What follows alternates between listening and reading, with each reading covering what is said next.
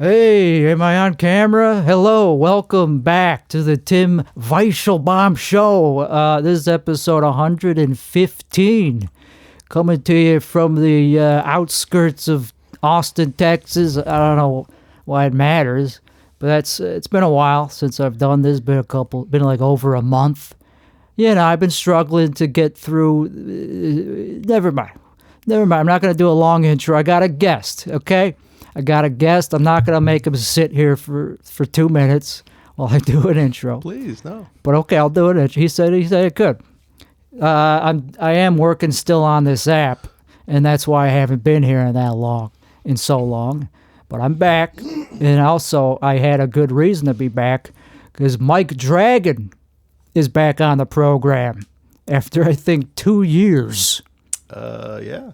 Of me just doing it alone. It was a good time last time, and we have a lot in common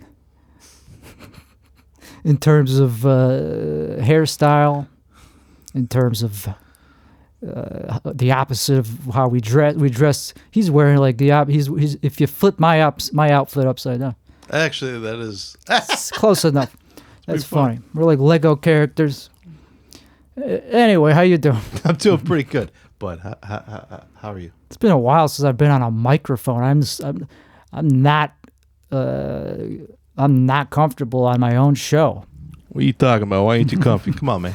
Anyway, I'll get comfortable. It's just that I'm like how serious. Like I'm not used to being like serious, and I'm not used to joking either. So what do? What are you used to being then? I'm used to not expressing myself verbally at all. Oh. That's a problem. But we don't got to talk about my internal psychological issues. Okay. Because I already fixed them earlier in the show. Earlier in the show's progression, around episode 100, that's when I had everything kind of figured out. Okay. Cool.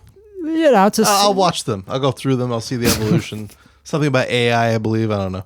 I did talk a lot about boring. I talked about sciencey stuff on the last few episodes because ALS. I did talk about ALS disease. If you want to be insensitive to the people who cannot say that because they have ALS. That's the home improvement. Because it takes. Sorry to talk so much. You can say something. Hi. No, my uncle has ALS, which is why it's like seriously. Yeah, he passed away from it, but he took it head on. He did not go to like oregano? Oh my god, Oregon. Oregon, you can go to the place, push the button. He did, or he did not. He just took anti-anxiety pills and just suffocated like a really? man. Yeah, that's. Was that through a doctor's supervision or just on his own? Just on his own in his house with his wife. My aunt. Okay, I didn't know that was like a good pill to do it with. Well, it helps you not freak out because he would miss his dose once, and he got really anxious, really, really anxious, and then she gave it to him, and then like an hour later, he was super calm again. So, because you can't breathe, because you're all your muscles stop working. Well, that makes sense. I guess it makes sense. Yeah. Now that I think of it, it just it's totally awful, but eases you into the heaven. Exactly. To the process. Exactly. Wow. Yeah, like I said, was it 90% of everyone that has that suffocates to death? Like that's really. Yeah. How old is he? 73, 4, 5, somewhere in there. 76. I can't remember. Mid 70s. And how long did he have it for? Not that we have to go that deep. He was diagnosed. He had it for about 3 years. Yeah. Officially. But I think he had a little bit longer. Sounds about usually the typical prognosis, or however long it. It doesn't take long. It takes a few years to kill you. Yeah. In lighter news, we don't have ALS disease. No, that's so insensitive. We don't. So mean. That we're aware of. But I did get interested in that disease, particularly just because it's so mysterious. Okay. Like we don't know exactly what causes it. We just know that when it's diagnosable, it's too late to do shit about it. And we don't know how to prevent it. I was going to say that we can't do anything at any course. Right. Correct? Yeah, we can't detect it, until it's a death sentence. Like if you get diagnosed, it's a death sentence, and we don't know if you're going to get it because there's no lifestyle factors that there's there's nothing. That's why it's like. Well, isn't it more common in like veterans during Vietnam or something? I was hearing. I don't know if that's true or not. Maybe I was hearing something like Agent Orange or something. That might be one reason, but that's rare now. Fair. Yeah, because it's for most people, it's just idiopathic. It's just it's genetic. That's partially it. But then most people, I think, it's not genetic. Most people, it's just random. It is just something I got into very deeply. Apparently not that deep, but like. It's a systemic. No, it's a frightening disease. Very frightening. That's another worse than AIDS. Like AIDS at least has like okay, you just don't have sex with men and you'll probably be fine. Yeah, AIDS you could at least still be alive to joke about. Like you have Freddie the energy Mercury. No, like AIDS is we could treat that way better. Absolutely. Than we could in the 80s when it was cool to have AIDS. Now it's like, oh, you have AIDS? That's not you're okay. You're a degenerate. No, they thought that too in the 80s. I would say way worse than that. They thought that too. Right. Now now that's only who gets it. Is the degenerates. Yeah, like you don't get it through a blood transfusion. They got that taken care of. Oh, they finally figured that out. I assume. I'd hope, but I have no experience with AIDS. I just know that gay people they take a pill and it makes it so they can't get it. Have you heard about this? Yeah, PrEP, right? I don't know what it's called. So all the gay dudes I know, they call it PrEP. I don't know what it's actually called, but I'll take your word for it. Just called PrEP. I'm got my thumb on the pulse of gay men. That's what I heard. Yeah, they just take a pill. Yeah, and they're safe. They go to. Even that doesn't sound fun to be gay anymore because no bathhouses. But hey, we don't have to talk about this if you don't want. No, it's true. Gay, it's not exciting to be gay anymore. The thrill is gone, if there ever was such a thing. Like my grandfather has stories he's told me of in the 50s and 50s and 60s. Gay men would communicate through weird ways. You know, you got the handshake or whatever, but also like grandfather has a story. The guy picks him up. He was hitchhiking, and the guy hands him a comic. And it starts off normal, and then by the end of it, it's like two dudes having sex or whatever. And that was that dude's way of communicating, you in or not. And my grandfather's like, "What the hell is this shit? Let me off. I'm not interested, buddy." So, well, that was a different time, right? You couldn't. These days, everyone kind of just it's so they don't hide it very much. Usually. No, it's a lot of opposite of hide it at this point. Well, I guess depends, of course. But where I'm from, Chicago land, they didn't hide it. Really? Because that's where they moved to Chicago for. I was from Chicago land, so I didn't meet a lot of gay people until I moved to Chicago proper. And then anytime I did an improv class, all these gay guys were like nice to me. Well, you are a very well composed, well, some people, everyone's somebody's cup of tea. That's true, actually. And hopefully I won't age out of that.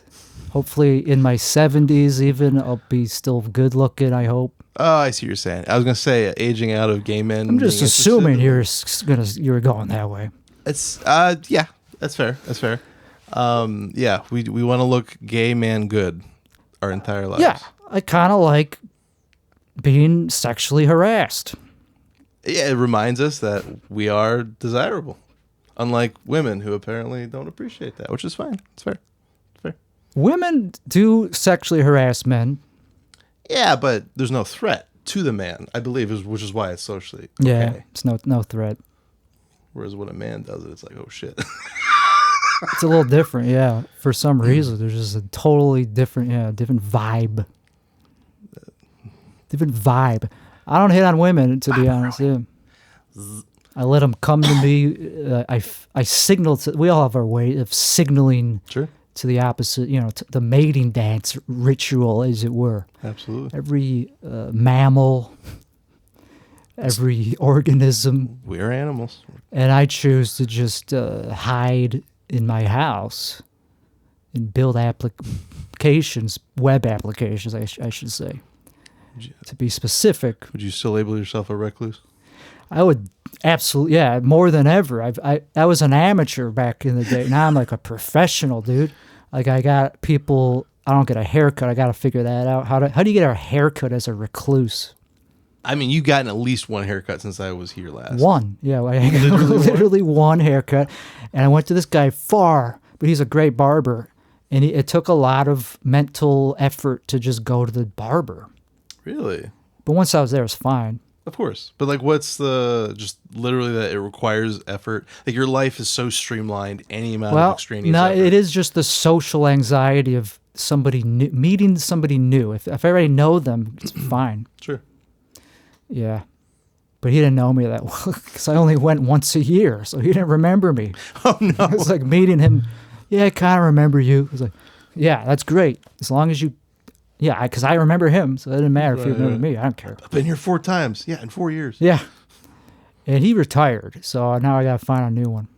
I guess you could learn to cut your own hair. I mean, it's really not too hard if you're trying to keep it long or if you're trying to do super short. It's just the in-between stuff. I think I'll just find somebody nearby. I mean, you know, being a recluse, it has its benefits, but they haven't invented like a good enough robot to do haircuts yet. Like the Tesla bot, when they do that. What about the vacuum hair cutter? I haven't seen that. It's, yeah, you stick it on the end of your vacuum. It's from like the 90s, and you just go, and it sucks the hair up. And I'm not saying it's a good haircut, but it is a haircut. Yeah, I have thought about it, doing like my own bowl cut, or I've shaved my head during COVID. That was fun. Okay. Looked like I was a skinhead. Didn't just look like one. I was a skinhead. Especially down here. Down here? Yeah, like when you shave your head, it has a different meaning than Chicagoland. Oh, it was in Chicago, and it was. Oh. I felt very like I felt like a Nazi just walking around. Oh. But it was during COVID, so nobody was out there walking around. It was awesome. COVID was my best time being a recluse, man. I'm waiting for the next one. True. No, a lot of people freaked out, but you were well prepared. Oh, that was wonderful. Just driving without traffic, man.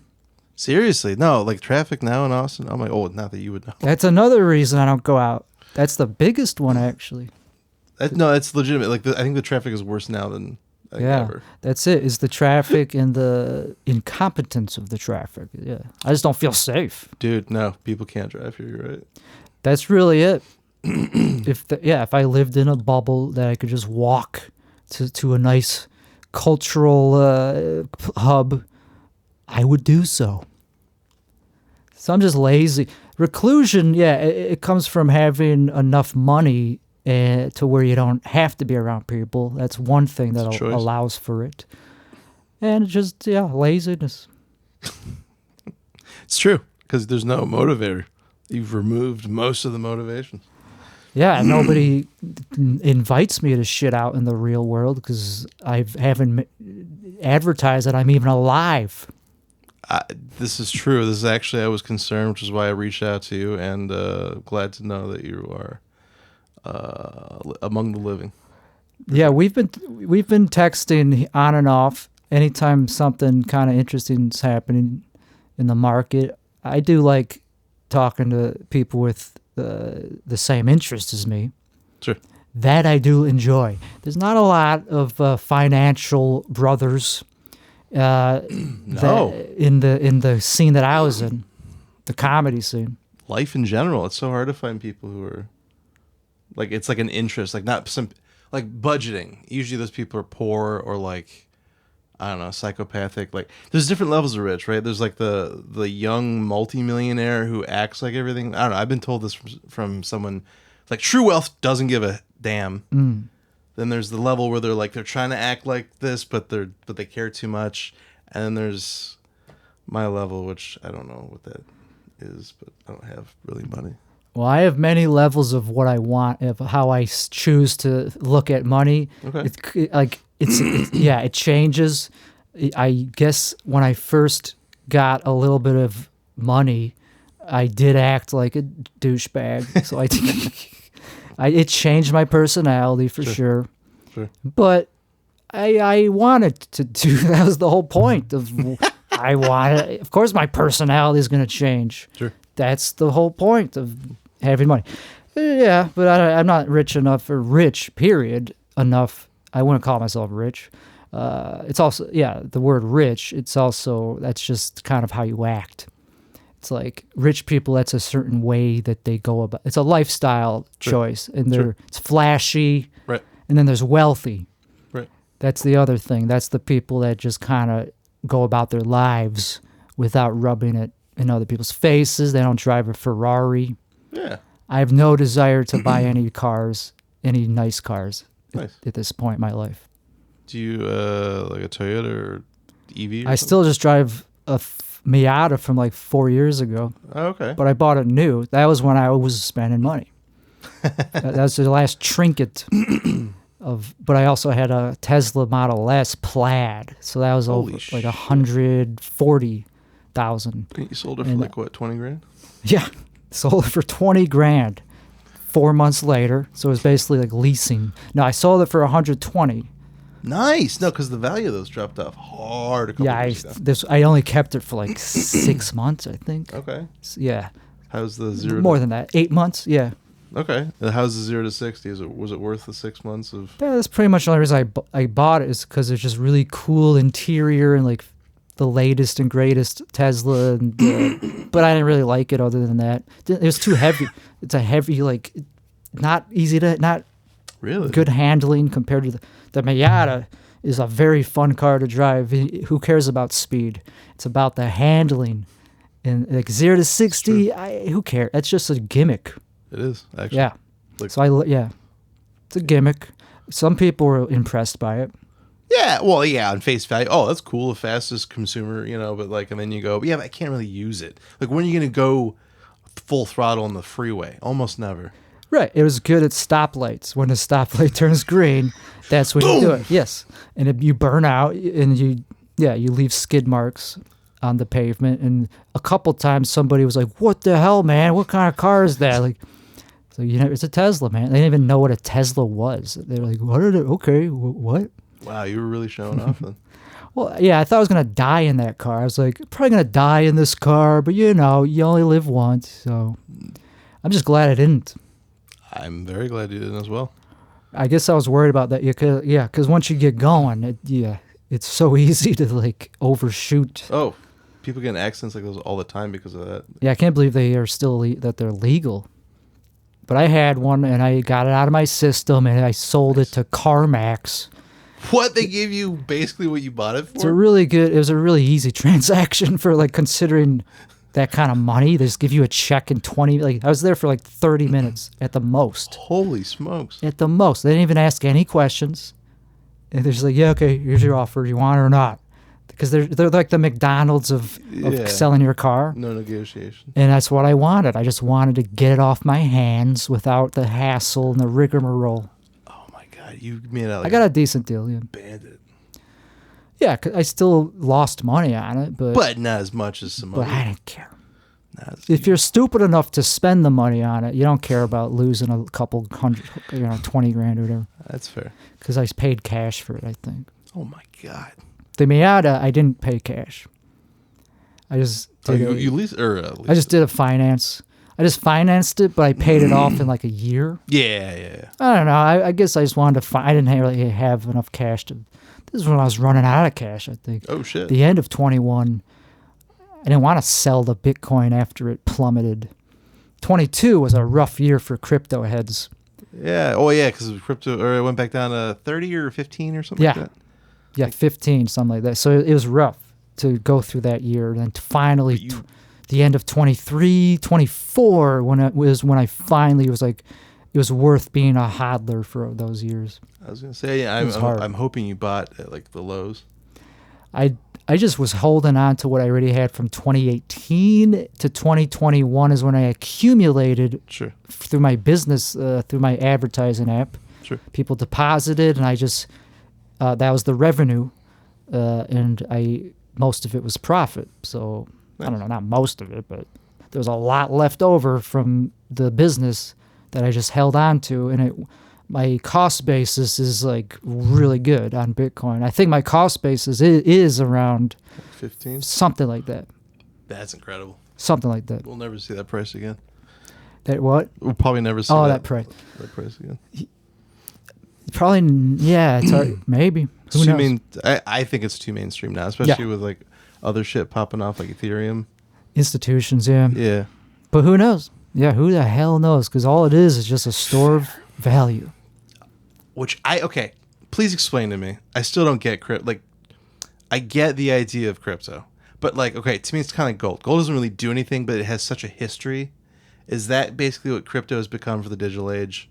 Like, I know there's a lot of similarities between gold and crypto, but I mean, like, what people flock to it for, or is it just so speculative that money can be made, so it doesn't really matter anymore? Like, yeah, it's not a perfect. Yeah, it's like gold in that it doesn't make any income; it just sits there. Right. And it's a digital ledger, so it's nice that it's you can never lose track of it. Sure. You can lose your keys. Gold, you could just forget about somewhere. Your house could burn down, lose it on a boat. Right. You could do that with Bitcoin. So it is like gold, but gold is more practical. So gold does have a use. It's a resource. Bitcoin and gold could come, who knows, I might be able to harvest it from the supply does go up for gold. Kind of like Bitcoin. Well, it's capped. True, but we haven't hit it yet. Isn't it like in 10 more years or something we're supposed to be hitting it? It's going to be reached, but even so, it's already lost. So much has been lost in circulation. So we don't know how much is actually circulating because some of it's just gone forever. No one will ever, until quantum computers, will ever get those keys back. So there's probably at least 1 million that's just gone forever. So it's deflationary. Wow. But other than the tokenomics that are in code, right, it is just something that people decided to trust. It's just the most popular first version of that technology. And so, yes, it is a trust-based thing. Okay. Just like any other money. I mean, yeah, trust in a business, fair, but... it's not just the technology, because there's better coins than Bitcoin. Ethereum, like technology-wise, I do believe is considered one of the better, if not the best, currently. I agree. There's ones, Ethereum already, that one's, even Bitcoin Cash is designed to handle more transactions. Interesting. It's just more modern. It's better, objectively, as a payment method. The fees are nothing just for Bitcoin Cash with same tokenomics. Sure. So I'm actually pretty bullish on Bitcoin Cash, to be honest. Wait a minute. So do you think there'll be a flock from Bitcoin OG? There might be. I think it's inevitable that something will erode its market share. Just, Ethereum, something will take over its domination just because the technology might not be able to handle the throughput of transactions. Sure. So it is just a trust thing, and it's the most famous thing. That's how anything is, though. Every currency, every stock, every asset, there's a little bit of just, okay, this is the hottest thing right now. Has the most trust, and people know about it the most. That's very true. Every currency known to man has always exploded. And I got really into, I felt like I had like a aha moment, like a whatever you want to call it, an epiphany last year, where I was like, I figured out that language is the most unified, basic thing, the most fundamental phenomenon that we have. Okay. If you really break everything down to its basic components, there's patterns, and those things form more complex patterns, and sure, that's kind of what language is. There's sentences made out of smaller components. Right. They are hierarchical, and that gives you meaning. So I applied that to everything because there's no limits if you open the metaphor. Right. Pretty much everything you could say is a language or a dialect in a language. So Bitcoin is absolutely a language. It's a protocol that every node on the network speaks. They speak the exact same language. Whenever there's an update, they all have to update to the new version, or else they won't be included in the blockchain, the mempool. So it's a network. It's a node network, literally. That's what it is. And it works based on the fact that they're all speaking the same language and it's decentralized. And that's what English is. That's what like we're nodes in a node network speaking a language. We all have different dialects. But that's what so English, the reason that's popular is because the same reasons I listed. It has utility and it's popular. No, that's a fascinating comparison that I've never heard before. And it will die. And languages they die. They die, yeah. And they merge and they evolve. Morph, yeah. And that's everything. That's what technology. Now I'll get off my soapbox in just a second. All technology is a better way to communicate. Okay. These days, we've already done all the mechanical. Yeah. But even that, you could say. Like a conveyor belt. Even that you could say is a form of communication because it's commuting a thing from point A to point B. Okay, that's a stretch, but look at where we are now. Most things that are technologically, it's a way to communicate better. Like FaceTime, that was a big new thing. Oh, for sure. Messaging apps, TikTok, advertising, it's all communication when you break it all down. And that's, of course, you need language to communicate. So that's something I got obsessed with last year. I became like a what do you call it? Like an independent researcher. Okay. I'm doing neuroscience research. It's hard, but I'm probably not going to get very far because I realize I'm probably wrong about what I thought the brain. But there's still enough in it that is still valuable on a philosophical level. Of course. So wait, what would you have to do to prove or disprove your thesis or hypothesis? Well, it's basically already proven by information theory that the universe and reality is just information based. Sure. So I'm just kind of pulling it together and saying, okay, yeah, if it's information, that means there's got to be languages.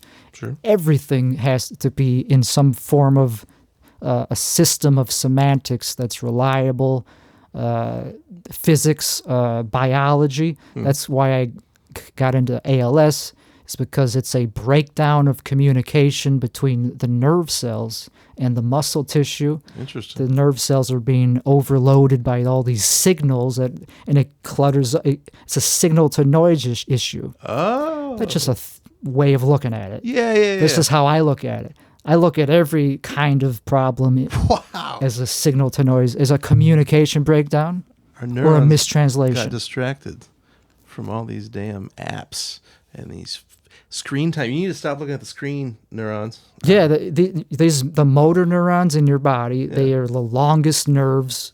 Some of them go your whole length of your body pretty much, and they have to last your whole life. They don't reproduce. So they have to be perfect. If they have all this static and all this noise, something could eventually turn into a neurodegenerative disease. And it's super complicated because they don't know what is happening on a microscopic level with neurons because the proteins get misfolded and the mitochondria stop working, but they can't pin it on one thing.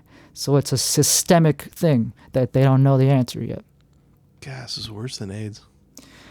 AIDS seems like trivial compared to some of these. It's a virus. We just don't know how to stop it. Great. Virus isn't. Yeah, that's another thing. That's a metaphor you could easily compare to language, I guess, because it's just DNA. Just DNA telling your body to do shit. Are viruses not tiny little robots? They're just languages. They're just packed information into a. Yeah, but they move, right? Something moves them. I guess. That's what they have no. They don't have their own motility. Okay, then how do maybe they do? I thought there was something that motivates something causes them to infect a cell to multiply. Well, they certainly multiply, and that creates spreading of them. But they have to be spread by something, some other force, like air. Something has to move them because they're not really considered they're not considered living organisms. Right, which is I'm like, robot, tiny little. Yeah. But like they're more passive or whatever you call it. Okay, so all they do is multiply. That's all they do. They don't, because the way it was always taught to me in high school. When they have a host, yeah. Yeah, they latch onto like a cell and they inject the cell, or whatever, and then it multiplies. Pretty much. The mechanical forces that draw them into cells is pretty much just the body's environment doing what it does to everything else. I'm not an expert on this. By far, I don't know what I'm talking about. I'm just kind of assuming, since they aren't mobile on their own, it's really just the body kind of absorbing them. Yeah, like the motion in the ocean or whatever, yes. Just kind of squirting them around. There's little currents, I don't know. Seriously. That's where I can't. I'm just speaking out of turn, but I'm just interested in the fact that that DNA is a language, and no one really calls it that, even though that's clearly what it is. Yeah, 100%, because you're communicating. Yeah, whatever. It's a blueprint. Yes. It's code. People would just call it code. But what is code? It's a language. Right. There's some guy, I don't know if he's right or not, but he was saying, like, when you get deep down in, like, plants and, like, how they communicate and, like, the world, stuff like that, it's all ones and zeros. It's very computer languagey. I don't know. I didn't know that. I don't know what the native plant language is. I know they have one. Every organism has to have a localized language to just experience whatever its perspective is. Right. Everything. Plants, they of course communicate. They have networks underground that they communicate with other plants and fungi, and so it's a collaboration. It's a symbiotic relationship. Trees are wise. They speak. They're not just passively. If you're alive, you're speaking and reading or writing some kind of language. That's my hypothesis. Interesting. No, I think it holds up. It's just a fun way to look at reality. I don't know if it gets me anywhere. I don't think I'm going to win any prizes or make anything practical yet, but it's helping me. It's a good learning tool. I hereby award you the Dragon Peace Prize nice. for your Dragon contributions to stoners across the universe. Being a stoner is helpful, yeah.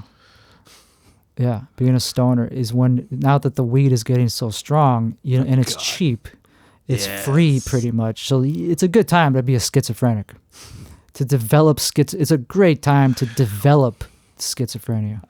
The best time, and we're only getting better. Yeah, I don't have that, but I feel sometimes like I relate to people who are crazy a little bit when I smoke weed. Yeah, I mean, so it's powerful. Absolutely. No, you kind of do go crazy. And they are finding finally that it's not all roses, that it does cause people susceptible to it. Yeah. Psychotic breaks and stuff like that. So, sorry, stoners. Interesting. Okay. Yeah, I take it in whatever you call it, in small doses now, but I still use it. It's still helpful. I use it for work, but not everybody could do that. Like my brain needs stimulation, a lot of stimulation. Okay. Even negative stimulation is helpful. Even being paranoid, I just use that. I see. To get shit done. I see. Not the lack of stimulation, but stimulation that doesn't feel good. Yeah, I get paranoid when I smoke a big hit. Yeah, and then but it's like, okay, get your shit together, man. What are you doing? You're gonna die. Fuck you. I just feel like life is so fleeting when I'm in that mindset. When I'm not, I don't care. When I'm sober, I just feel like, yeah, whatever. Who cares about how long I live? But when I'm stoned, I go, what are you doing, man? Time's ticking. Gotta leave your mark, man. Yeah, I feel like I'm destined to do something with my life. Okay. I've always had that. All right. What are you going to do? Weed intensifies that. So, yeah, I've always been that. I've always been ambitious. Yeah. In thinking I was meant to do something special. I don't know if it's mostly like a Jewish thing. I'm half Jewish. Every Jewish person is like this. Oh, really? They just might not admit to it. But they pretty much all of them want to control, like they want to be respected. Sure. Not even saying this as a bad thing. It's just true that's just in my DNA. Back to DNA. It's encoded in my DNA. You gotta be the next Jesus. Like, because Jesus was Jewish. Right. I mean, come on. Probably the greatest Jew. How do you think Yeah. So how do you think other Jews feel compared to him? They feel like second fiddle. No wonder. They're just up on a roof. Second fiddler on the roof, yeah. wishing they were Jesus. They're trying. No wonder they're so mad all the time. They get that guy to live up to, and they're bitter. The ones that don't win Nobel Prizes, yeah. Einstein did well. That's why he was happy. Yeah. I didn't know that. I know he was German, right? German? He was very Jewish. He fled Germany because he was afraid of where it was going. He was smart. Right. I don't know if you know. He's a pretty smart guy. That's what I'm told. He could foresee that, you know what, I don't like this whole pre-Nazi Germany thing. Whatever it was Nazi Germany, I guess, at the time. He left in the 30s, I think. Oh, so after World War One. Oh, so he definitely saw it like, oh, this is not this. Lived again. in America for the rest of his life. Never returned to Germany after that. God bless. I mean, I wouldn't blame him. Just a smart guy. I was living in America, and all of a sudden, I started getting persecuted. Yeah, I'm not going to be going back there. Yeah, and that took balls. Yeah, not everyone was. Yeah, that's just something to be said about Einstein that people don't. Because I left. You know, you got to know when it's time to leave a culture that's poisonous. Yeah. Speaking, we don't got to get into politics. I know nothing of politics. So. I don't know anything, but I just know what I know. I'm not political on the side that shot Charlie Kirk. I don't think anyone wants to be on that side. Well, there's a I ain't on that side. Yeah, but what was that? I said there's a group of people that they keep saying is like represents an entire side, but is it just like 50 people who are crazy and right to actually condone the violence is a very small percentage, but they're out there. It's true. You know what's interesting is when RFK got shot. RFK now that's just the person alive now, right? Yeah, that's the one who got shot. Yeah. Okay, cool. When he got shot, there was in the South. Apparently, they really didn't like him for various. Oh no, he died in a plane crash. Sorry, JFK Jr. JFK. There Sorry, we go. Go ahead. Yeah, yeah. RFK was his son. Nephew or something? Or yeah, he was related. Whatever. But yeah, so JFK, our president, at one point. Yeah, my grandfather has a story. I'm taking it for what it is, but it seems to be enough information to back what he was saying, where they okay, so they were filming something. He saw them filming some piece because he just got shot like the week before, a couple days before, something like that, and like children and like some of the guys were like making jokes and laughing about it, and then like you see like people, hey, be serious or whatever, and like, okay, look sad, like and they were doing something. But like the point is, there's a portion of the country that didn't really like him, probably were cheering. We just don't see it the way we do now on social media, how it just amplifies everything. Certainly, certainly with MLK, there's definitely people that probably didn't mind. Yeah. But yeah, JFK, I just remember seeing videos of people, their initial reaction, like real-time reaction to it, and like you could just see the punch in the gut, like how much of a fucking gut-wrenching thing it was for them, and I totally get that. I get that. The Charlie Kirk thing definitely was like that. Sure. The closest thing like that in my lifetime. Like somebody so vocal, just going immediately taking off. Right. Yeah, just immediately. That was shocking to me. Yeah.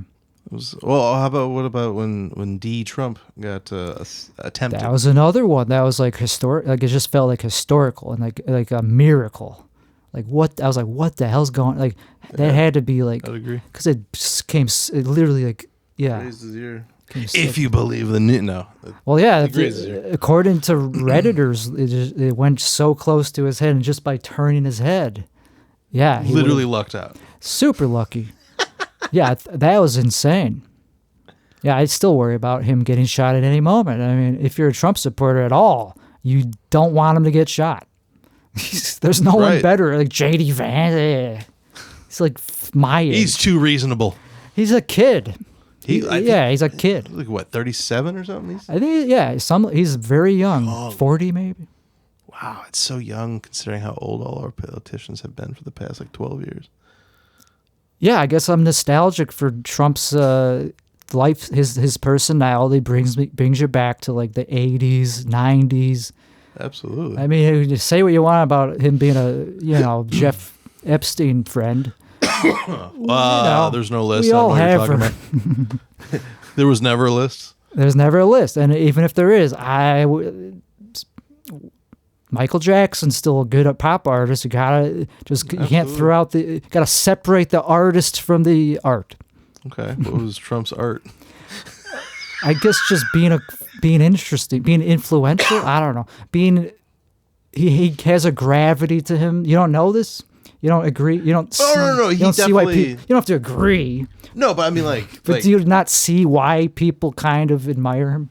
Oh, absolutely. Yeah. No, there's a part of me that's like, there's something about the absolutely. There's something badass about him that's kind of undeniable. At least to me, when you see him get up from getting shot. Oh, dude, blood. How the fuck does that not at least make you reconsider? Maybe there's something cool about him. Absolutely. Redeemable. My one buddy was like, "Oh, you just won the election with that." Pretty much. That's what everyone was kind of thinking, right? But still, it still took a lot for him to win. He had to go in the garbage truck. He had to do the McDonald's things. And Kamala didn't go on Joe Rogan. That was another thing. Oh, that helped him out so much. He did. He killed it on Joe Rogan. So enough said right there. I know, right? Yeah. JD Vance couldn't do that. Well, he did. He's boring. He did too, but he's just not. Maybe he did. He did Theo Von's. He's just not as. He's just like a military guy. He doesn't have a personality that's just fun to watch. I mean, yeah, no. Trump's in the 0.01% of all politicians. I mean, I think Jesse the Body Ventura is the only other guy I can think of as like a somewhat legitimate politician who is just crazy. Yeah. Maybe there's a few more. Oh, there's some Boris guy in Europe or whatever, England. He's kind of Trumpy. But yeah, you're right. I don't know. It just I don't know. It's just he's historical, and I don't know who would be better to be a leader. Like, yeah, I don't know. No, I he's definitely a good leader, even if he's doing crazy shit. He definitely commands. He not leading? Right, exactly. He commands respect. Yes. Yeah, it's just so undeniable. Like, these other countries are treating him so well compared to others when he visits in England. That was unprecedented. Like, going to the dinner with King Charles and he's cracking up everybody. Yeah, they didn't do that with when he was reading the letter or whatever. Yeah, this is recent. Yeah, a couple of days ago. I didn't realize it was the first. In a while, yeah, I don't know. Or in a very That's long what he time, said. Who the hell knows? Wow. Yeah. Like, I'm glad you didn't do this for the other presidents. Hope I'm the last. I don't know, but yeah, assassinations in general. It's historic. It's going to change. It's definitely already. It's a marker in history, and for sure. It's a before and after moment. Like, okay, after Charlie Kirk, what's going to happen? Probably it's going to get worse before it gets better. I mean, if you look at the debt and what everything's happening. Yeah, let's talk finance. Let's stick to fiscal. Stick to fiscal. Son of a... yeah, man. No, things are looking pretty crummy for my understanding of it. Like the most supply ever on the market for houses right now. I mean, that might change with the rate cut starting and the fact that we'll see if it actually happens, but 9 of the 20 people or whatever are on board with 2 more rate cuts this year, which is pretty crazy. And basically, there's probably going to be a melt up in the market through the end of the year. Through the end of the year and the next year is when things are probably...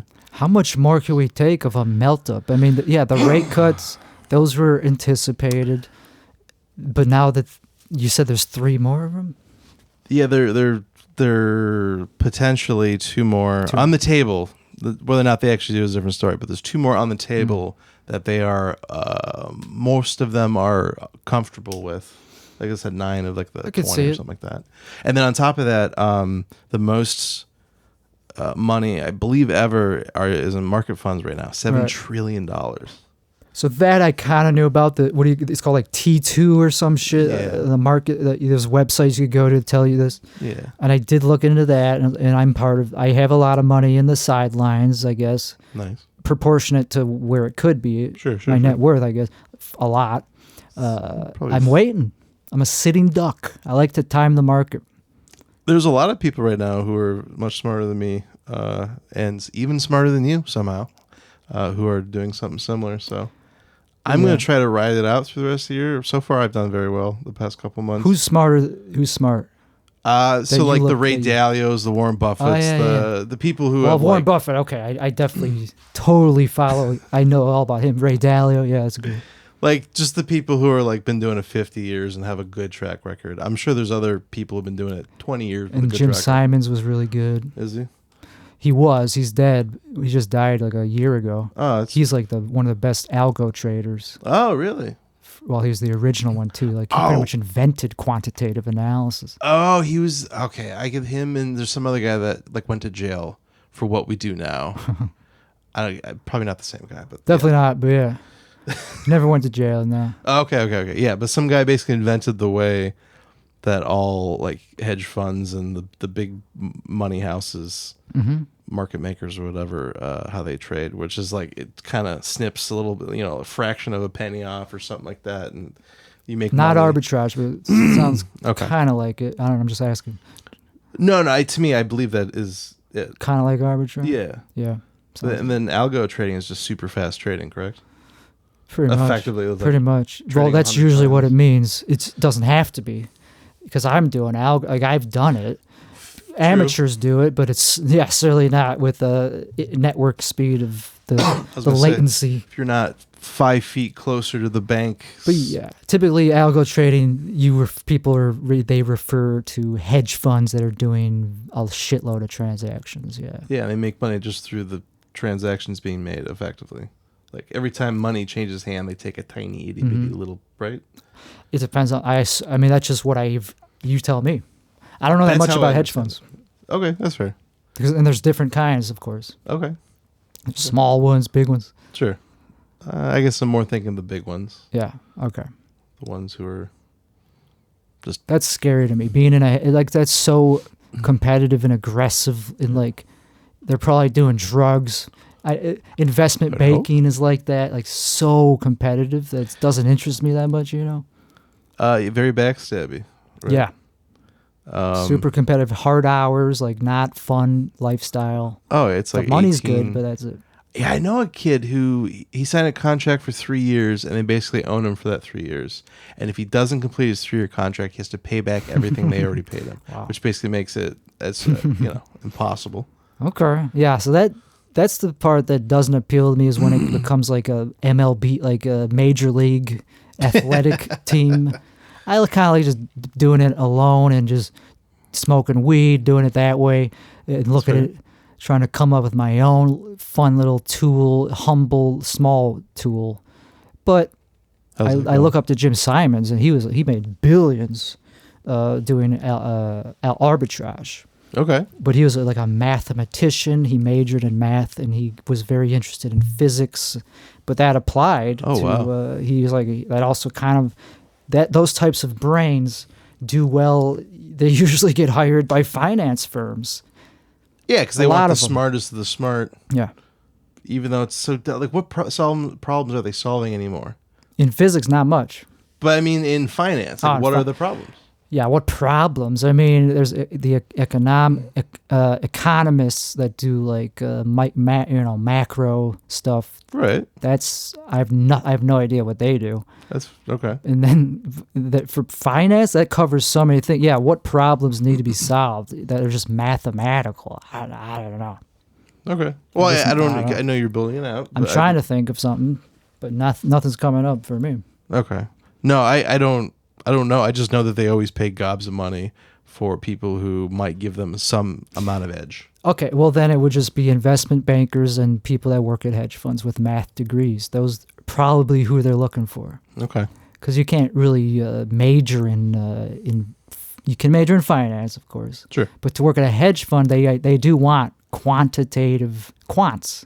Sure. Those are math heads. Sure. Yeah, those are people that are super autistically into math. Very good at it, might discover something new. I don't know about discovering. That just comes down to the proprietary, the shit that they don't give out, the information that they keep private. Who the hell knows, man? So at this point, I don't know, but I would imagine AI is doing most of the trading anymore. for these big funds specifically. That's been true for at least 10 years, just if you consider machine learning models. That's AI. Okay. That's been around for over 10 years. Okay. They've been using that for a long time. Yeah. Interesting. Are they the ones that are responsible for like when a news article goes out, the S&P will spike or whatever, some stock will spike? I think it was the second it goes out. 2013, there was a huge flash crash. And I was on CNBC. Oh, that was from that? That was absolutely from that. Yeah, from hedge funds. Just like, okay, bad news means we got to sell. And it just caused a chaos, an avalanche. Screwed up all the cascade. And I just remember seeing, on YouTube, I just saw videos of when it happened on CNBC, like Jim Cramer was like, dude, buy any stock, buy P&G, PG, Procter Gamble.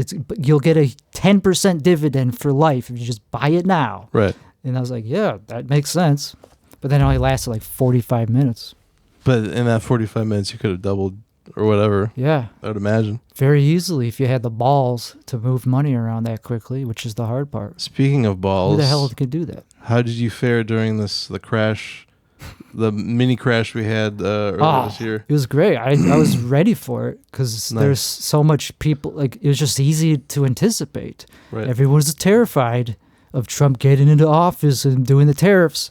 And I was like, okay, just either way, be prepared for anything. So if it crashes, I was ready to sell puts. Okay. I did pretty well, yeah. So you sold right when it like started to tip over, basically?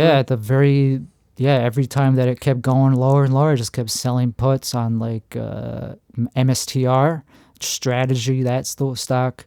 That's the Bitcoin stock.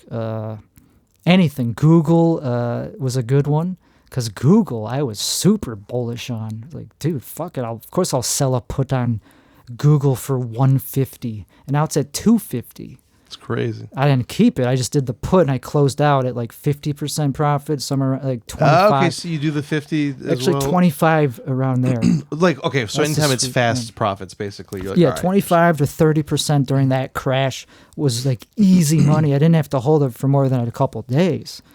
Super easy. Did you do any like buying calls or buying any stocks? I also bought a couple puts, yeah. I also bought puts with the premium because there was so much premium that I was like, fuck it, I'll just buy a put that's even lower. Right. It's like cheap. And that went up a lot, so I just instantly sold that. So it was double dipping. That's amazing. And then the VIX. Oh, yeah, the VIX, that's right. Compared to those trades, how was that trade? That one I wouldn't have done if you didn't tell me about it. I saw you sent me the setup. Right. I looked at it, and I was like, yeah, this seems... At the worst case scenario, you're gonna make it. You're gonna make something. Right. It's just, when do you want to sell? How long are you gonna hold? That's what I had to decide. And I think you sold pretty quick, but had you held longer, I think they would have gone up quite a bit more. Yeah. Which is fine. The point is, you made money. I think I made like 30%. Which is still good. You made money. Great. It's fine with me. I don't know how many. Lately, I've been doing, because like things have been popping off because the market's so crazy right now because of the whole rate cuts, and then like it's been only going more higher and higher. Shoot, I can't remember what, but like there was something I bought literally on Friday. I started to make a position for it, and then within like 2 hours, one of the calls that I bought was already at about like 200%. Like it was insane what was happening. If you have the gut to buy calls for a good price, that's what it could happen. I like to sell. I'm still a seller. No, that's fair. I've been getting into that. I absolutely love that too. About half my portfolio, I'm experimenting with different, like Hood a little bit, but it's like I said, mostly Amazon and UNH. Yeah, that one came back. Oh, that one was great. Yeah, that one I wasn't bullish on, but it came back. I saw. Oh, you're not a fan of the business? It's not that I'm not. I just don't know anything about it. Health, insurance companies. I don't know if that's kind of what it's mostly is, right? So it's basically an extremely healthy company that only took a shit because of news. That's it. Okay. It's like Facebook or Meta back 3 or 4 or whatever years ago when it went down to like $90. Yeah, Meta was crazy how much it went up. Yeah, dude, from like 90 to 700. Insane. No one was expecting that. I wasn't. People in my Discord, maybe you should. I mean, you did tell me about. I remember you specifically talking about Meta like in 2022. Okay. So I do remember you saying that, actually. And I sold a put on Meta. Yeah, I like to sell for premium, and then if there's enough left over, then I'll buy some contracts. 'Cause sometimes the premium is so high, and that's called a collar. Okay. It's still a tough strategy because you still got to know when to sell, when to close. But that's how Mark Cuban made his fortune. It's just from collars on like Yahoo stock. No kidding. He already owned a shitload of shares that he just got from them buying his business. Yeah. So he had like millions worth of shares, like probably at least 10, 20 million. But then he became a billionaire just from a collar, just from selling calls, using the premium to buy puts. And that was right this perfect time before the .com crash. So the puts just exploded. Oh, he knew it was coming, kind of, probably. Yes, he did, because, well, he knew the businesses. He knew that business. So that's something I learned from him and from Warren Buffett is you got to stay within your circle of competence. That's true, though, because that's your edge, is you know things. Yeah. You know the intricacies. Yeah, if you feel like you know something more than the market, you boldly do what your gut tells you to do. It really comes down to gut a lot. And your gut right now is just, all right, I'm going to be cautious and wait for this big dip. Yeah, I guess. Who the hell, like, everything dips at some point, but like you still timing the market is usually goes against you in the long term. So yeah, I just kind of like buying in when it's cheap, when it feels cheap. Everything feels really expensive, even the S&P, just the whole S&P. No, it's okay. But based on what indicators what are you using to determine cheapness? I guess I look at the Schiller PE ratio. That's the most obvious. That shows that it's inflated, and probably everything corrects when it's inflated, when it's at an all-time high. Sure. Just the PE ratios and and the fact that it's only AI stocks that are doing it, that are doing well. If it's just a boring, yeah, you're right. You're like right. Campbell Soup. If you're just like with AI, yeah. If you're just that type, if you're like General Mills, that's another one. That's these consumer staple stocks. They're not doing nothing. Oh yeah, no, value investors are pissed right now. Yeah, and I like chasing actual value. So if it's just froth, which it is, it'll correct at some point, I assume. Is I don't like buying Meta at 700. Is crypto not froth though? My friend, yes, my frothy friend. No, yeah, that's why I'm selling also crypto. Oh, okay. I've been selling crypto all this year and last year, actually, yeah. Oh, nice. Anytime it goes up a lot, I feel pressure. It's just a guttural thing. It's just an instinctual thing that when I get a notification that is going up with a high velocity, sure. For crypto, it always rubber bands right back down. Sure. Stocks are not as easy to predict. It just depends on the stock. Yeah. No, but I would agree with you in general. Like, both are true, but it happens more consistently in crypto, the rubber bands. Yes. That's what I'm getting better at just trusting when to make moves in crypto because I've been in it forever. Sure. But yeah, stocks, I'm only in for like 5 years. And it's growing every year. I put in more and more money into stocks and ETFs. Buy more. I'm an ETF. Like I'm a what do you call it? SPY. Boglehead. Yeah. Oh, still doing the boglehead stuff. Yeah, that stuff is nice. Never gonna not be good to do that. I don't think. Yeah. No. I mean, do you still do the three, right? Or yeah. Pretty much. I just keep it to just a couple. Like I have different portfolios, but yeah, it's 3 categories. It's like probably just 2. Yeah. 3 categories if you count cash on the sidelines, which I guess you shouldn't, but I do have bonds and I have, just ETFs. Cash is an asset class. Yeah, it's an asset class. It does good in deflationary times usually. Kind of like gold, right? I need cash. Yeah, if I like to be able to jump in to buy my ETFs when they go down. I do 100%. Go against the grain a little bit on Boglehead. They would not recommend doing what I'm doing, but this is kind of my job at this point. Right. So yeah, I have multiple styles, but the vast majority of my net worth is in just a couple ETFs. Okay.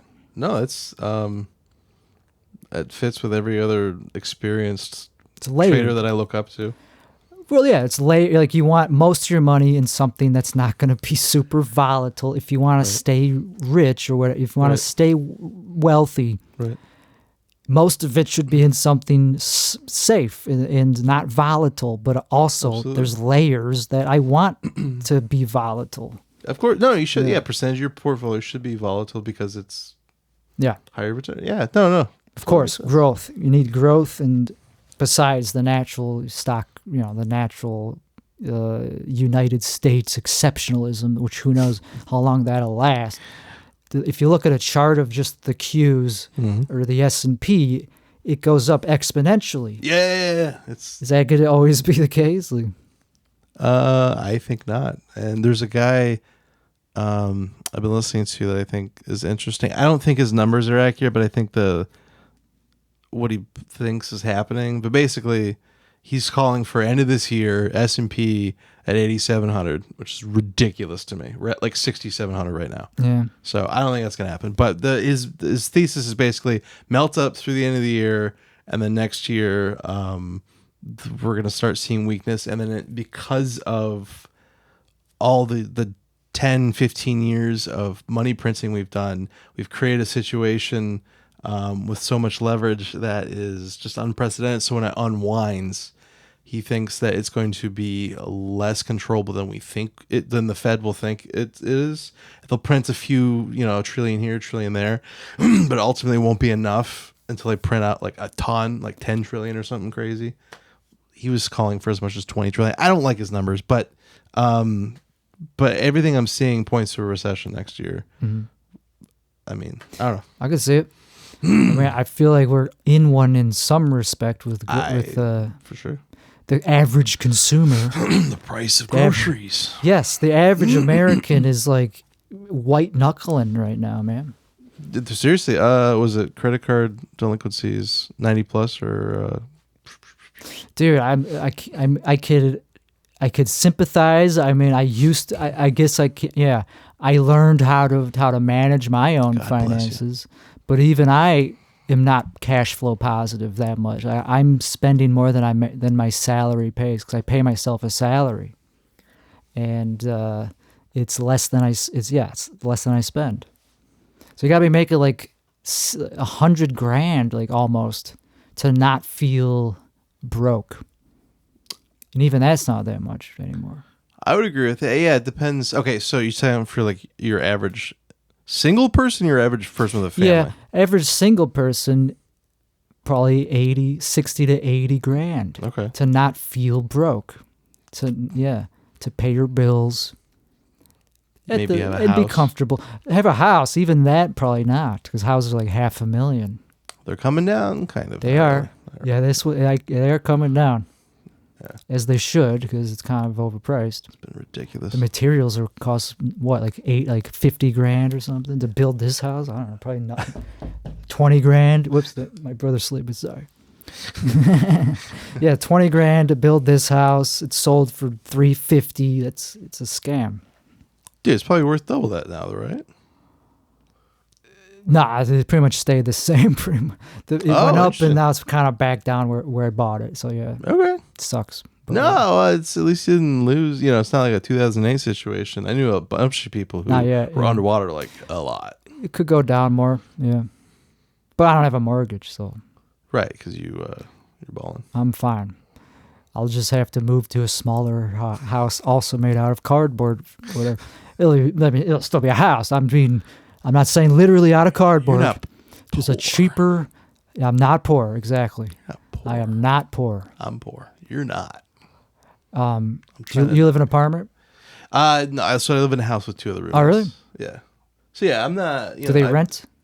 Yeah, we pay rent. Yeah. So they all pay. Got it. Yeah, so no one owns it. Yeah. Just some landlord. Yeah. You're the landlord. Yeah. That's not bad. No, it's not. Because being a landlord, I kind of am jealous. I kind of like wish I had a landlord and didn't have to do everything myself. Wait a minute, this is a new house. Stuff breaks here? Not really, but yeah, the roof leaks sometimes. What? They're just little. Yeah, that happens. How old is this house? It's not even old. It's like 5 years old, 4 years old. That fits new construction. It's just they didn't do that well with the shingles. They said seal it up better. I don't know. Shit just costs money, like pest control, that's right. the lawn. I have a really nice lawn care company that comes every week. I don't do that. What else? I don't mind being. I don't do work, Mike. I don't mind being a owner, I guess. It's just I'm not good at it. I'm not very good at taking care of little things, and Sound like you're doing a good job, though.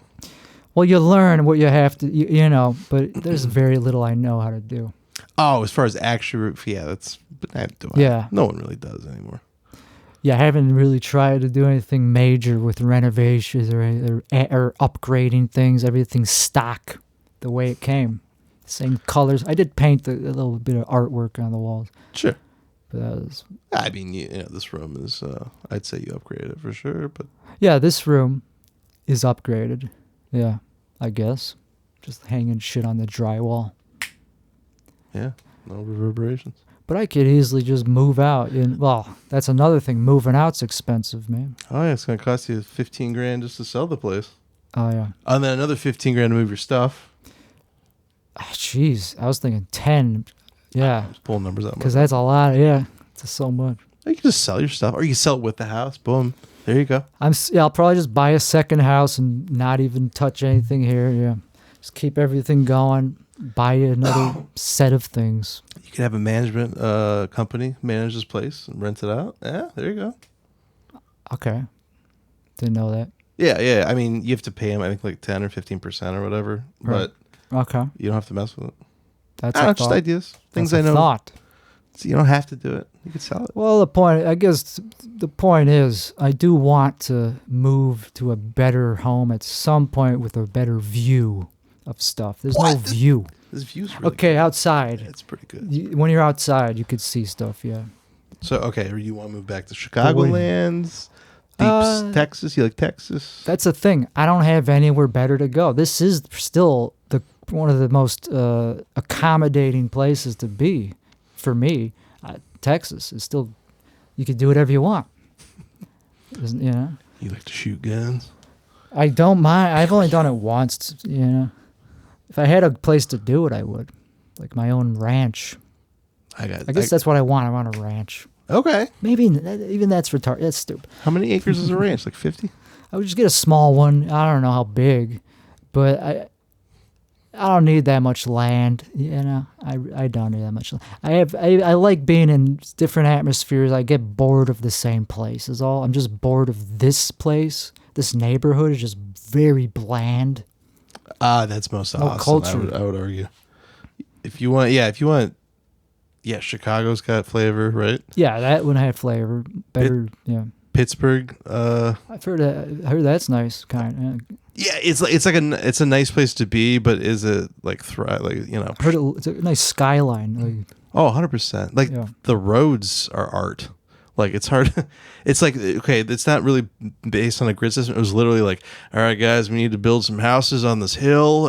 So if we go here, here, here, and here, we could fit that stuff in there, and then it's gonna end at a 90-degree angle with a dead ends, and we'll put up a sign there so no one goes over it, and it's just wacky. Like, oh god, I wish I could explain it. It's like being in. No, it doesn't even explain it. I was gonna say Venice or something like that. I don't know. It's very unique. It's one of the most colorful, flavorful cities I've ever lived in. Like New York, Chicago, I guess LA. I've never been there though, so I don't know about that one. But like Louisiana, New Orleans or whatever, that's a very flavorful. I guess, yeah. It's an old city. It's one of the first cities, I do believe. One of the early, like Philadelphia and then like Pittsburgh. Yeah, I guess I don't know where I'm going. I just kind of got to find my scene whenever I get my app or whatever business going. That'll drive me. That'll make the decision easier when I find my people that I'm working with. Because I do want to kind of grow my company at some point. I would like to expand. Okay.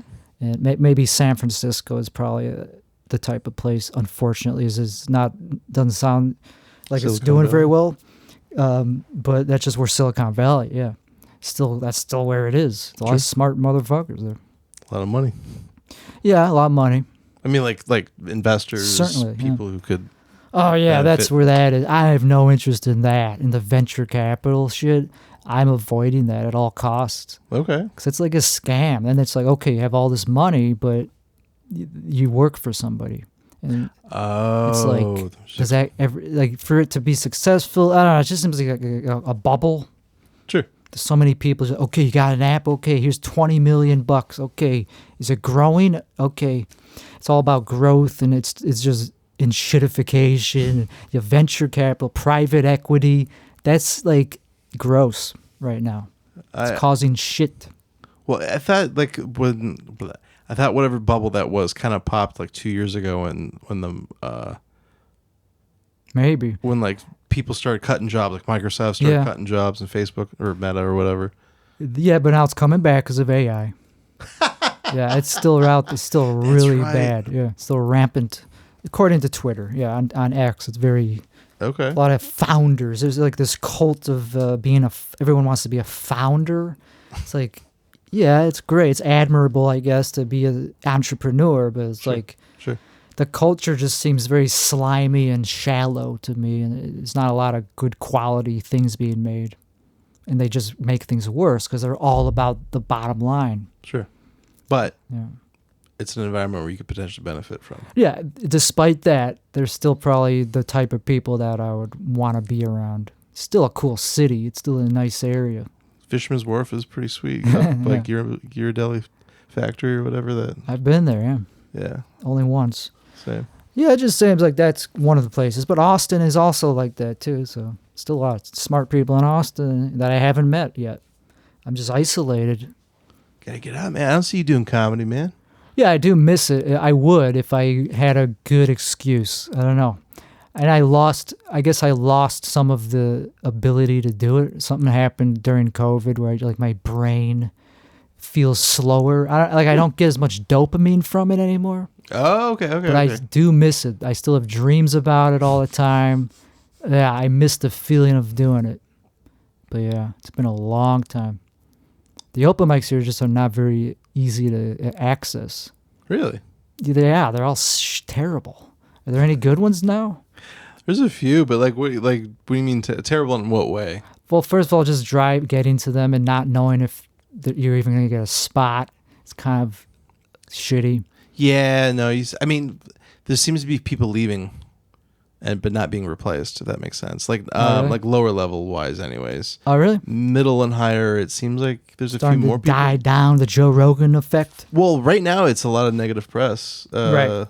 People are shitting on this. I enjoy watching the negative press, man. Now that I'm not in it, I'm so glad I'm not trying to get in on that cult of the mothership. Even though I would of course want to, but since I'm not even trying, of course it's fun to just watch Kill Tony and people make fun of it. Yes. Yes. Yeah. How's it going for you? Still do it? Yeah. Often? Oh yeah. No, Good. So I just got a job about a month and a half ago. So I'm going to go out tonight, but but up until then, I wasn't working for about 5 months. And so when I moved back here, it was for every day for about 3 months. I was going out 2 to 4 times a night. It was pretty great. People were being nice, oh, put you up here, put you up there. So I don't know. There's the group of people that have been around for a couple of years. I feel like there's some camaraderie finally developing, so they're treating more of those people better. Well, that feels like you need that. Yeah, that I didn't see that much of the camaraderie. I guess there's cliques, but the open mics, it seems like everyone's just kind of like a stranger. It's like, okay, here's this next guy. Do your time. Get the hell off. Right. Not a lot of of community. There was, but yeah. No, I agree with you. There was a competitiveness or something. They were nice to me, but I guess I just didn't care. I guess I didn't accept it. I was like, yeah, they're nice to me, but I still not gotta do it for nothing. I just wasn't. I don't know. I guess I lost the ability to just kind of do jokes. Okay, here's my jokes.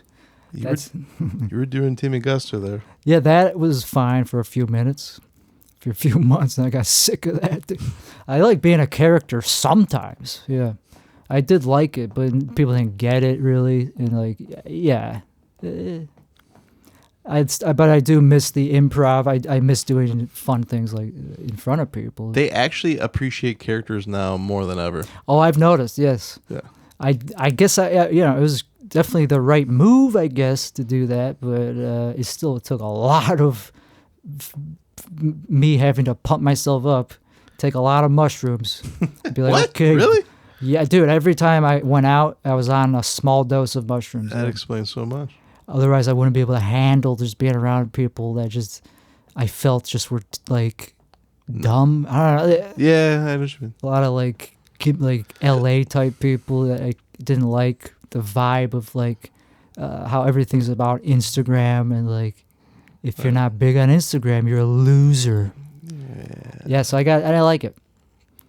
But people did give me, they recognized me, I guess. So I have nothing to complain about. I just lost the ability in some way to do that level of showbiz.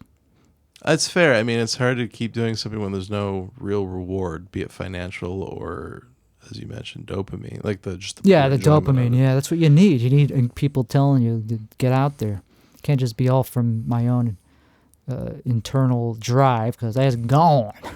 I'm old, man. I've been doing it for a while. Even before I moved here, I was already kind of jaded. But yeah. I mean, 10 years, right? Yeah, in Chicago. I started in 2012.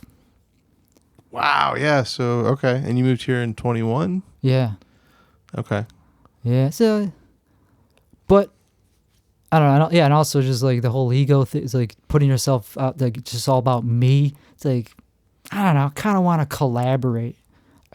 I kind of feel like I don't need to be the center of attention anymore. Okay. I wouldn't mind just being a producer. Okay. Or something interesting, something collaborative. That's what I suck at, and that's what I want to get better at. It's just being creative with another person. Okay. Yeah. Okay. Yeah, that's where the real money is too. Is like if you're not fun to work with, no one's gonna want to work with you. No, I mean, yeah, that's the basis of Austin comedy, right? It's just, are you fun to be around? Pretty much. It's how and like being on a show, being an actor on a show, that's pretty big, I think. Yeah, being easy to work with. Yeah, not being just autistic and like not knowing how to reciprocate. He's so good at his art, man, but shit, can't talk to him for more than 2 minutes. Some people are like that. Right. I wish you could get away with that anymore. That sounds great, doesn't it? Yeah, I tried. Just be so good that it overrides, your personality. It's like, yeah. You can. Some people could do that. But then they get called out at some point. They get found out for being narcissists. That's another thing. The people that I was hanging out with, all of them were narcissists. The ones that I actually found hilarious, I got to know them. Sure. They let me into their circle. Okay. And I was like, oh, I see why I'm the only one in your circle because you're douchebag. They're terrible people. Oh, the circle is just you and them. If they're these lone comics that are very funny, I would easily work my way into their circle because no one else. Pretty much because no one else was. Yeah. I would say it's been true in my experiences too. That was a big thing that made it tough for me to keep going. Yeah.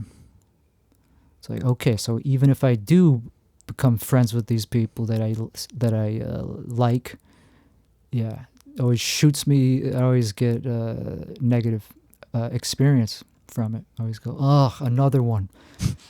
It's just my personality. My problem is I just have the type of personality that I want to be around those people. Sure. Yeah. But then, it becomes one-sided, becomes a transactional thing. That's another thing that could happen in show business. It's just transactional. I mean, that is the business side of it.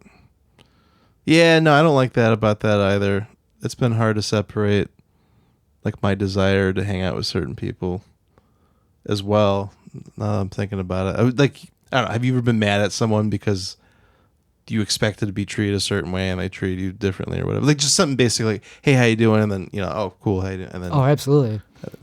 Well, that happens all the time with with like someone you don't really know that well who hasn't seen you perform. Sure. Yeah, that's fine. I got used to that kind of, because that's kind of how everyone is.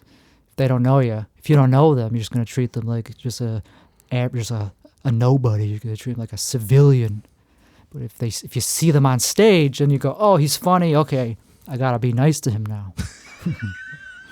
It goes like into just one performance is all it takes. That's true. Yeah.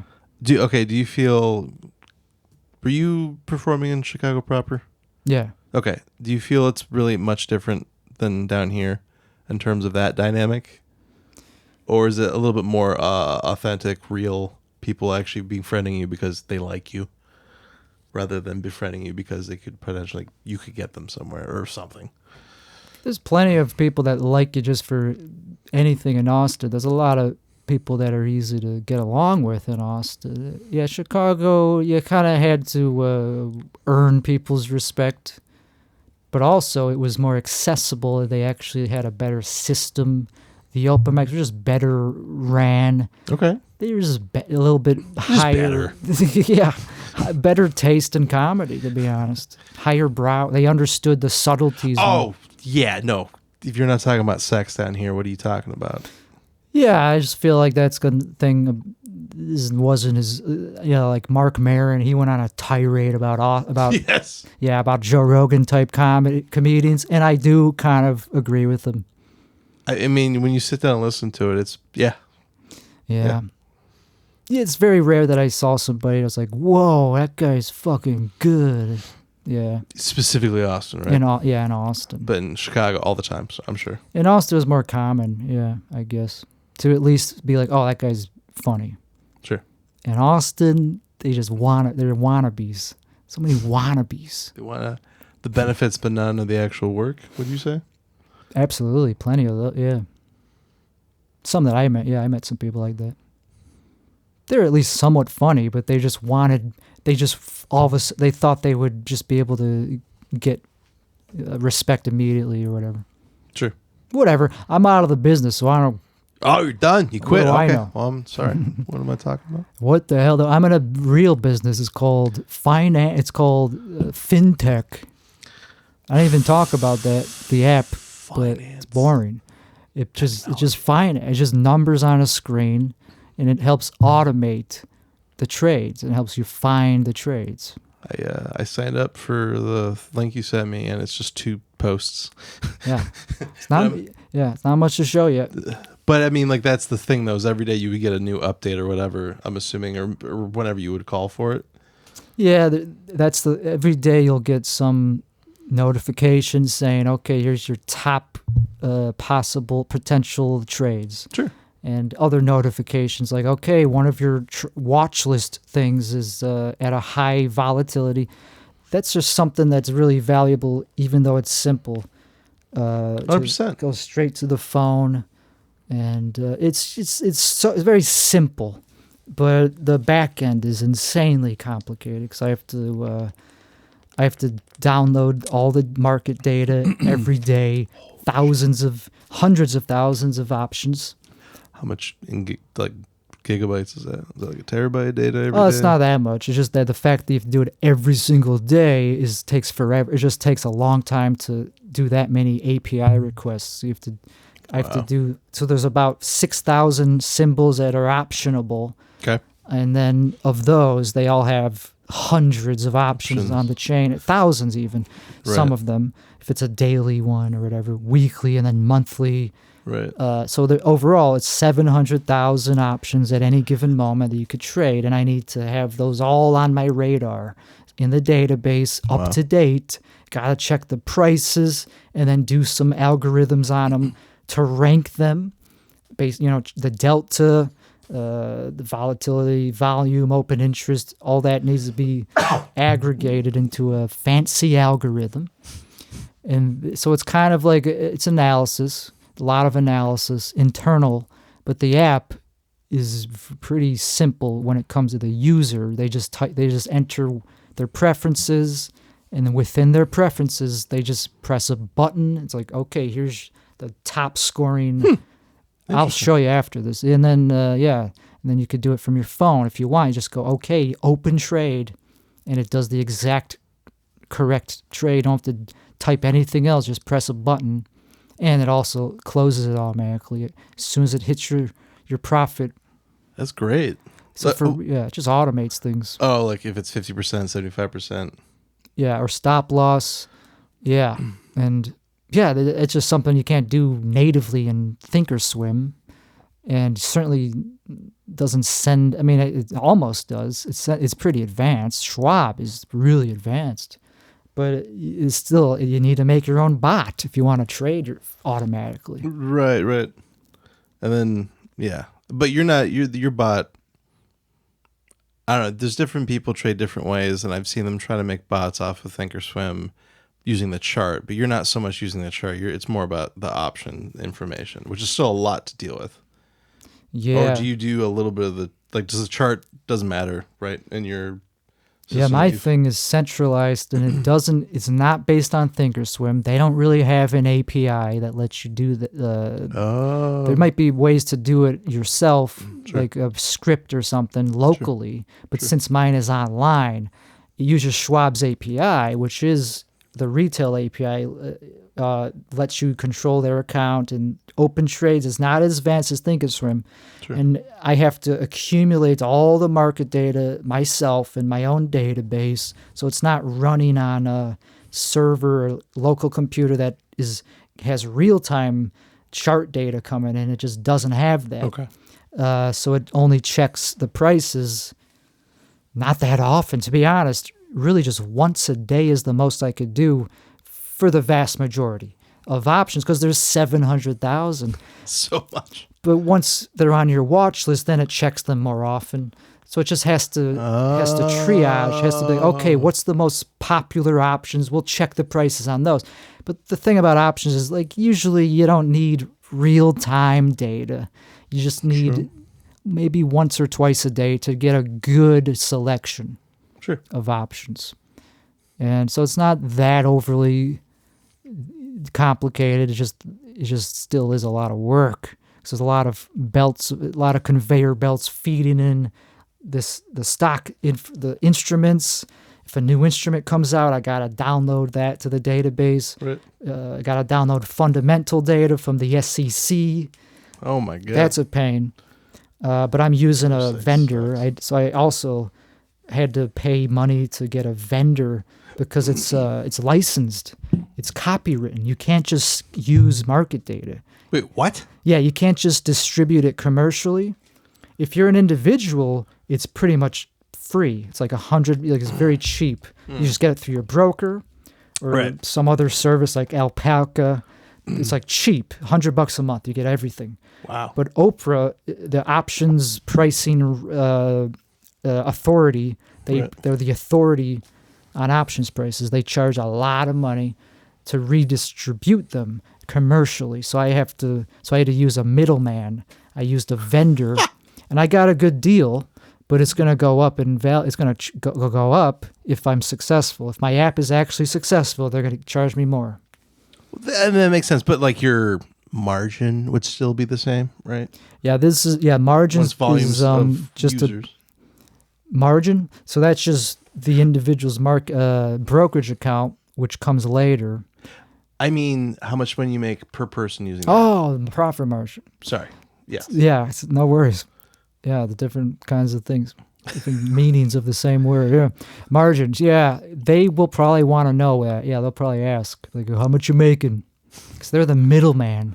Right. They want to juice me, but I got them down to a very good price. It's because I was shopping around. Do you negotiate? How would you label? Yeah, I had to negotiate. How would you label your negotiations? Is there like a word or a phrase you would use for what you did to get the price lower? Yeah, I literally just, it was a lot of words. I had to say, I'm probably not that interested in doing this if it's thousands of dollars a month. I could just do it individually. Like I was telling them, I'm on the border. I'm not really sure that it's even gonna be a commercial. Oh, so you're more like the proof of concept. Yeah, I guess. It's like, yeah, it's commercial, I guess, but if I want, I could just do it open source, just have the user plug in their own market data provider. If you want to do a centralized app, that's why it's expensive, because it's centralized. I see. I'm the one providing the end user the market data from my own database. Sure. So I'm caching it. I'm doing math on it, internal. Sure. So it's a mess, and and I've been doing it for months. And but it's coming along. All right, I'm just gonna open this bad boy. We could wrap it up though, just because we've been going for over an hour. We've been going for quite a while. It's up to you, buddy. But in a nutshell, that's what the app is. It's just something that helps me do what I was already doing on my own. Yeah. But it just makes it a lot easier. It's fascinating. I hope it's. I know it's going to be a success. I hope it's as big a success. If I don't give up, it might go somewhere. That's the thing. That's literally everything, though, right? Most people just give up on their apps, or their career in comedy, or their job career, or especially those, especially comedy. Yeah. But no, I there's probably 1% of every app ever started gets finished or something stupid, right? I'm sure. Oh, absolutely. Because I got other ones that I'm doing. Not as important because they're not going to pay the bills as soon as this one is. Sure. This one more than pays the bills. It helps me trade. Yeah, and then if you can sell that to other people, that's more. It could potentially be big, yeah, because it's the first of its kind. Oh, God. First market advantage, or whatever the hell they call it. Yeah. So I'm satisfied. I think it's a good decision to keep spending 14 hours a day on it. I would agree. Wow, it's so much effort. Wow, good for you. And it's all through, vibe coding the whole thing, so that's another thing. It's in Python, and that's not my main language. So it's just it's so much work.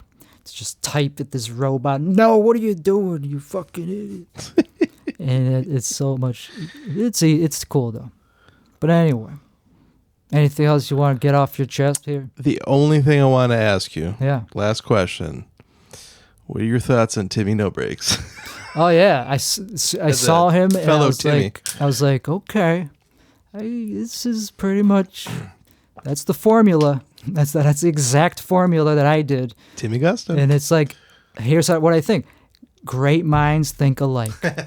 I don't take any offense to somebody doing what works. Sure. Yeah. When are you gonna when Timmy's come out of retirement? And mine's different, so it's like, okay, it's the same formula. But it's still different. There's still differences in my... Timmy Gusto is, hey, what are you doing, eh? Get the fuck out of here. That's not how that other guy talks. My voice is more developed than his. True, his character was only a couple months old, exactly. I think. I'm a singer. So my voice has vibrato, it's operatic, and it has dynamics to it. That's what makes it funnier. Depth. Funny. I don't know if it's funny. It's funny. I'm just saying, it'd be cool to see if you can get on Kill Tony once. It would be cool to do that. It takes balls. I'd have to take acid. All right. But anyway, I appreciate that question. That was a good question to wrap it up on. And I guess that was the end of the episode. This is the 115th episode, starring me, Tim Weichelblum, and Mike Dragon. Mike Dugebuch.